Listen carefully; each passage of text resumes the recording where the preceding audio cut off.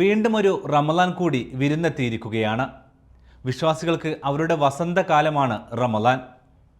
ലോകത്തിൻ്റെ വിവിധ ഭാഗങ്ങളിലുള്ള വിശ്വാസി സമൂഹം ഇനിയുള്ള 30 ദിനരാത്രങ്ങളിൽ വിശുദ്ധ ഖുർആൻ പാരായണവും പ്രാർത്ഥനകളുമായി കഴിച്ചുകൂട്ടും. ഹിറ, ആ വാക്കിൽ തെളിയുക പ്രവാചകരും ജിബ്രീൽ എന്ന ദൈവത്തിൻ്റെ സന്ദേശവാഹകനുമാണ്. ലോകത്തെ സ്വാധീനിച്ച വിശുദ്ധ ഖുർആൻ റസൂലിന് അവതരിക്കുന്നതും ഇവിടെ വെച്ചാണ്. ഇഖ്റ അഥവാ വായിക്കുക എന്നായിരുന്നു ഖുർആനിലെ ആദ്യ വാക്ക്. ആ വിശ്വസന്ദേശം മനുഷ്യരിലേക്ക് പ്രവാചകൻ എത്തിച്ച ഹിറ.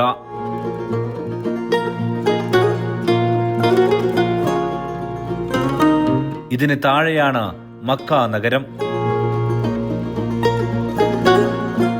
വെറുമൊരു വ്യാപാര വഴിയിലെ ഇടത്താവളത്തെ ലോകത്തെ ഏറ്റവും വലിയ സ്വാധീന കേന്ദ്രമാക്കി വീണ്ടും മാറ്റുന്നത് പ്രവാചകനും അദ്ദേഹത്തിന് അവതരിച്ച വിശുദ്ധ ഖുർആനുമാണ്.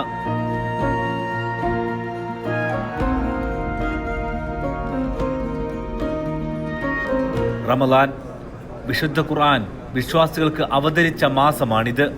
شهر رمضان الذي أنزل فيه القرآن هدى للناس وبينات من الهدى والفرقان فمن شهد منكم الشهر فليصمه ومن كان مريضا أو على سفر فعدة من أيام أخر.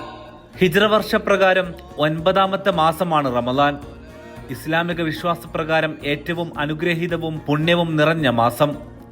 ഇസ്ലാമിന്റെ പഞ്ചസ്തംഭങ്ങളിൽ 4ാമതുള്ള വ്രതാനുഷ്ഠാനം ഈ മാസത്തിലാണ്. മാസങ്ങളിൽ അള്ളാഹു ഏറ്റവും പവിത്രമാക്കിയ റമളാൻ. ദിനേനെ 5 നേരമുള്ള നമസ്കാരവും റമളാൻ മാസം മുഴുവനുമുള്ള വ്രതവും സമ്പത്തിൽ മിച്ചമുണ്ടാകുമ്പോൾ സകാത്തും സാധ്യമായാൽ ജീവിതത്തിലൊരിക്കൽ ഹജ്ജും വിശ്വാസികൾക്ക് നിർബന്ധമാണ്. വിശ്വാസിയുടെ മാനസിക, ശാരീരിക, സാമൂഹിക, സാമ്പത്തിക ജീവിതത്തിലെ വിശുദ്ധി കൈവരിക്കണമെന്നതാണ് ഇത്തരം വ്യത്യസ്ത രൂപത്തിലുള്ള ആരാധനകൾ നിർവഹിക്കുന്നതിലൂടെ ഇസ്ലാം ലക്ഷ്യം വെക്കുന്നത്. വിശുദ്ധ ഖുർആൻ അവതരിച്ച മാസമായ റമളാനിലൂടെ വിശ്വാസികൾ അവരുടെ ജീവിതത്തെ, പോയ വർഷത്തെ വിശകലനം ചെയ്യുന്നു.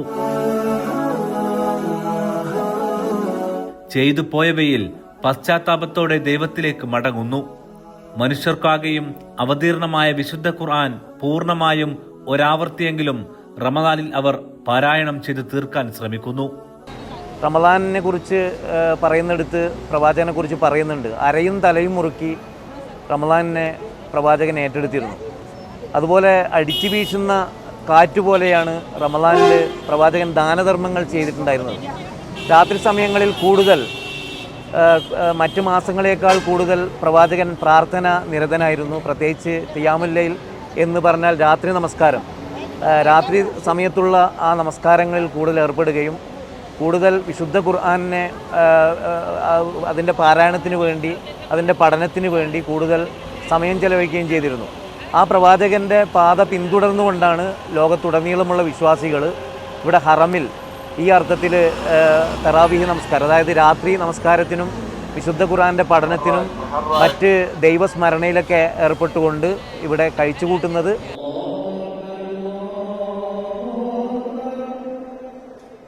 പകലിലെ അന്നപാനീയങ്ങൾ ഉപേക്ഷിക്കൽ, വൈകാരികമായിട്ടുള്ള ആസ്വാദനങ്ങൾ നിർത്തിവെക്കൽ, ഇതെല്ലാമാണ് ഭൗതികമായി റമളാൻ. രാത്രികാലങ്ങളിൽ പ്രാർത്ഥനയിലും ആരാധനയിലും കൂടുതൽ മുഴുകി ഒരു മാസം മുഴുവനായും വിശ്വാസി ലോകം വ്രതമനുഷ്ഠിക്കുന്നു. പക്ഷേ വിശുദ്ധ ഖുർആനെയും പ്രവാചക അധ്യാപനങ്ങളെയും അടിസ്ഥാനമാക്കി ഒരു മാസക്കാലം എങ്ങനെ ഏറ്റവും മികച്ച മനുഷ്യനാകാമെന്ന പാഠം കൂടി റമളാൻ നൽകുന്നുണ്ട്.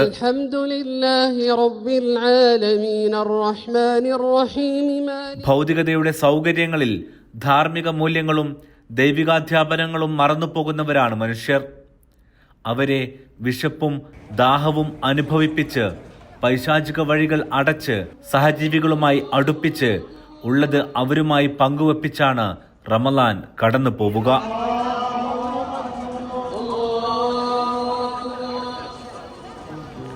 ഇസ്ലാമിന്റെ പഞ്ചസ്തംഭങ്ങളിൽ ഒന്നായ സമ്പത്തിനെ ശുദ്ധീകരിക്കുന്ന സക്കാത്ത് കൊടുത്തു തീർക്കാൻ വിശ്വാസികൾ തിരക്ക് കൂട്ടുന്ന മാസം കൂടിയാണ് റമദാൻ. ഇതുവഴി കൂടെ ജീവിക്കുന്നവനും വിശപ്പില്ലാത്ത, കെടുതിയില്ലാത്ത നല്ലൊരു കാലം ഉറപ്പാക്കുന്നു.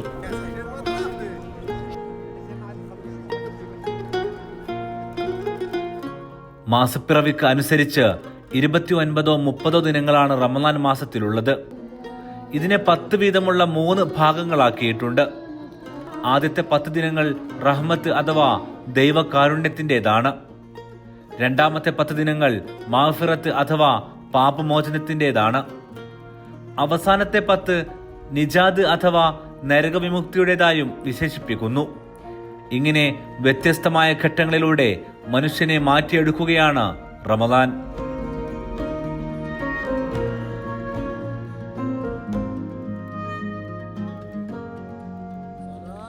അവസാന 10 ഒറ്റയിട്ട രാവുകൾ ഏറ്റവും പുണ്യകരമായ രാവുകളാണ്.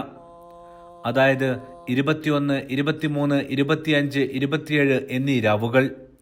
ഈ രാവുകളിൽ ഒന്നിലാണ് ഏറ്റവും പവിത്രമാക്കപ്പെട്ടതും 1000 മാസങ്ങളേക്കാൾ പുണ്യകരവുമായ ലൈലത്തുൽ ഖദർ അഥവാ ഖുർആൻ മനുഷ്യർക്കായി അവതരിച്ചു എന്ന് കരുതുന്ന രാവ്.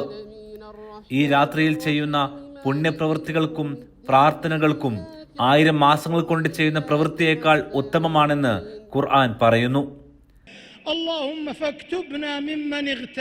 അതിനാൽ വിശ്വാസികൾ പുലർക്കാല യാമങ്ങൾ വരെ ആ രാവുകളിൽ പ്രാർത്ഥനകളിൽ മുഴുകും.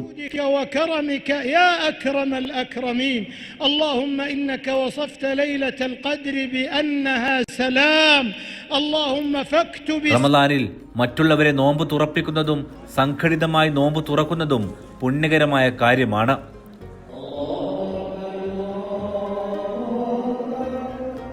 ഈന്തപ്പഴമോ വെള്ളമോ കൊണ്ട് വ്രതം അവസാനിപ്പിക്കുന്നതാണ് പ്രവാചക ചര്യ. സൗദിയിൽ മിക്ക പള്ളികളിലും ഇതിനായി ഇഫ്താറുകളുണ്ട്. അനധികൃത പണപ്പിരിവ് തടയാൻ ഭരണകൂടത്തിന് കീഴിൽ നേരിട്ട് ഏജൻസികൾ വഴിയാണിത് നിലവിൽ നടപ്പാക്കുന്നത്. റമദാൻ മാസത്തിൽ ഇശാ നമസ്കാരത്തിന് ശേഷം മുസ്ലിങ്ങൾ നടത്തിവരുന്ന ഒരു നമസ്കാരമാണ് തറാവീഹ്. രാത്രിയിലെ നിർബന്ധ നമസ്കാരമായ ഇശാ നമസ്കാരത്തിന് ശേഷമാണ് ഇത് ആരംഭിക്കുക. ദീർഘനേരം ഖുർആൻ പാരായണം ചെയ്യുന്ന തറാവീഹ് നമസ്കാരങ്ങളിൽ വിശ്വാസികൾ പരമാവധി പങ്കുകൊള്ളാൻ ശ്രമിക്കുന്നു.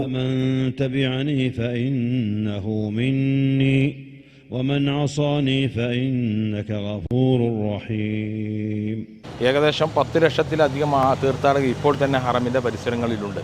അവർക്ക് എല്ലാവർക്കും നോമ്പ് തുറക്കാനുള്ള വിഭവങ്ങൾ ഇവിടുത്തെ ഭരണകൂടം ഒരുക്കുകയും അത് നമസ്കാരത്തിന് മുമ്പ് തന്നെ ഭക്ഷണം കഴിച്ചതിന് ശേഷം വൃത്തിയാക്കി അവരെ ആ നമസ്കാര സ്ഥലം സജ്ജീകരിക്കുകയും ചെയ്യുക എന്ന ഭാരിച്ച ദൗത്യം നിർവഹിക്കുന്നതിന് വേണ്ടി ധാരാളം തൊഴിലാളികളെ കൂടി അവർ നിയമിച്ചിട്ടുണ്ട്. ഇതൊക്കെ കാണുമ്പോൾ നമുക്ക് കിട്ടുന്ന ഒരു ഇസ്ലാമികമായ ഒരു ഊർജ്ജമുണ്ട്. ഈ വിശ്വാസികളെ ഒരുമിച്ച് കാണാനും ലോകത്തുള്ള എല്ലാവരെയും ഒരുമിച്ചിരുന്ന് ഭക്ഷണം കഴിക്കുവാനും ഒരേ സുപ്രയിൽ നിന്ന് ഭക്ഷണം കഴിക്കുവാനൊക്കെ കഴിയുന്ന ഒരു മഹാഭാഗ്യം കൂടി ഈ റമദാൻ നമുക്ക് ഈ ഹറമിൽ നൽകുന്നു എന്നുള്ളത് വളരെയധികം സന്തോഷം നൽകുന്ന കാര്യമാണ്.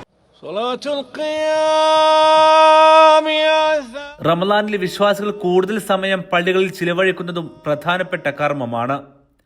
ഇങ്ങനെ പള്ളികളിൽ അധിവസിക്കുന്നതിനെയാണ് ഇഅ്തികാഫ് എന്ന് പറയുന്നത്.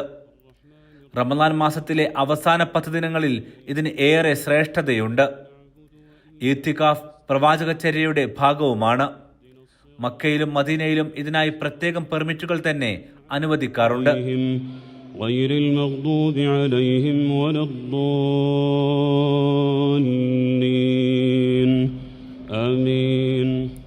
റമദാനെ സ്വീകരിക്കാൻ വിശ്വാസികൾ മാസപ്പിറവിക്ക് മുന്നേ തന്നെ തയ്യാറെടുപ്പ് നടത്താറുണ്ട്.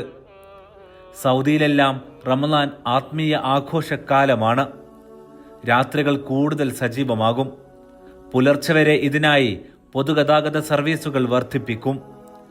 മക്കയിലും മദീനയിലും ഒരുപോലെ ജനലക്ഷങ്ങളാൽ സമുദ്രമാകും. ക്ഷമ, സഹനം, സഹവർത്തിത്വം, താൻ പോരിമ ഉപേക്ഷിക്കൽ, എല്ലാം ദൈവത്തിനായി വിട്ടുകൊടുക്കാനുള്ള മനസ്സ്, എല്ലാത്തിനും പുറമെ ദൈവത്തിലേക്കുള്ള മടക്കം. റമദാൻ വിശ്വാസിയെ മാറ്റാൻ പോകുന്നത് ഇങ്ങനെയെല്ലാമാണ്. ഇതൊന്നും സംഭവിക്കുന്നില്ല എങ്കിൽ റമദാനിലെ നോമ്പുകാലം വെറും പട്ടിണിക്കാലമാണെന്നും ഇസ്ലാം പഠിപ്പിക്കുന്നു.